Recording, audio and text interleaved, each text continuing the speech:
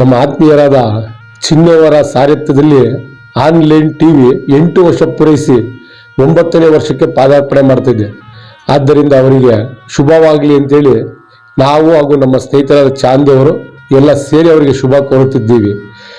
ಕಾರಣ ಇದು ಏನು ಅಂದರೆ, ಒಂದು ಮೊಬೈಲ್ನಲ್ಲೇ ಇಡೀ ಇದನ್ನ ನೋಡೋವಂಥದ್ದನ್ನ ರಾಜೀವ್ ಗಾಂಧಿ ಅವರಿಗೆ ಇವತ್ತು ಸ್ಮರಿಸ್ಬೇಕು ಅಂತ ಹೇಳ್ಬಿಟ್ಟು ನಾವು ಅದನ್ನ ತಿಳ್ಕೊಂತೀವಿ. ಯಾಕೆಂದ್ರೆ ರಾಜೀವ್ ಇದನ್ನ ಜಾಸ್ತಿ ಮೊಬೈಲ್ನ ಇಂಪ್ರೂವ್ ಮಾಡಬೇಕು ಅಂತೇಳಿ ಅವತ್ತು ತಂದವರೇ ರಾಜೀವ್ ಗಾಂಧಿ ಅವರು. ಯುವಕರ ಬಗ್ಗೆ ಒಂದು ಇದಿಕ್ಕಂಡು ಈ ಮೊಬೈಲ್ ಬಗ್ಗೆ ಒಂದು ಟಿವಿ ಇದಾಗ್ಬಿಟ್ಟು ಇಂದಿರಾ ಗಾಂಧಿ ಅವರು ಟಿವಿ ತಂದ್ರು.